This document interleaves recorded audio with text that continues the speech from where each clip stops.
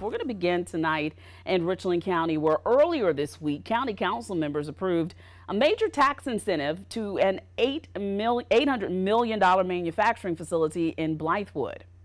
But only council members know what company is actually moving in. It's a negotiating method many county and state offices use to land economic development opportunities without compromising the deal that's being worked on. News 19's Becky Buds explains why those in the negotiations say the secrecy is important.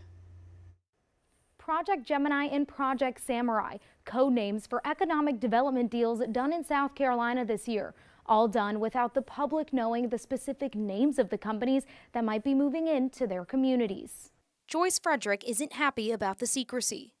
Well, I do think that residents should know what companies that they're coming in. You know, it could be chemical based. You know, it could be affecting people's immune systems when they work for that company. Richland County Council recently approved Project Golden Eagle, an $800 million investment creating 1,800 jobs. However, the project is being kept anonymous by the state until the deal is finalized.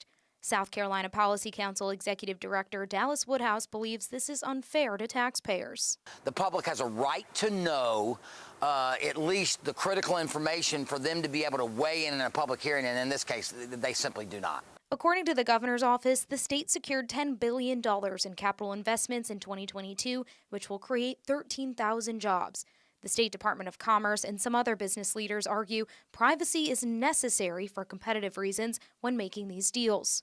Howard Duvall is an at-large council member. These large deals take years, some of them, and over those times the economic conditions change, so the industry has a change in its plans. Duvall explains the deals often include clawbacks to protect taxpayer dollars. If the industry does not produce what it's supposed to produce, the local governments have an ability to go in and claw back some of the incentives.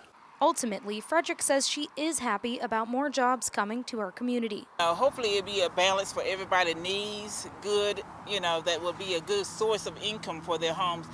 In Columbia, Becky Buds, News 19 WLTX. So this is not the first time Richland County Council has approved an incentives package without first identifying its recipient. In 2020, the council voted on tax breaks for White Claw maker Mark Anthony Brewing and its $490 million brewery in South Columbia. So the Blythewood project approved will go by the name that Becky just announced. County Council on Monday was calling the project Green Arrow. It's one of the many projects passed in our state given in a code name like this. Now, back in September, you can see for yourself, Project Dawson was another one. Richland County Council held a meeting to consider tax incentives for a development called Project Dawson. The recipient for this package wasn't identified either, but promised a near $4 million investment to build a warehouse in the county and create new jobs. And in April, Richland County Council heard a proposal from a Delaware technology company to expand its facilities. The $5 million investment was called Project Wheat.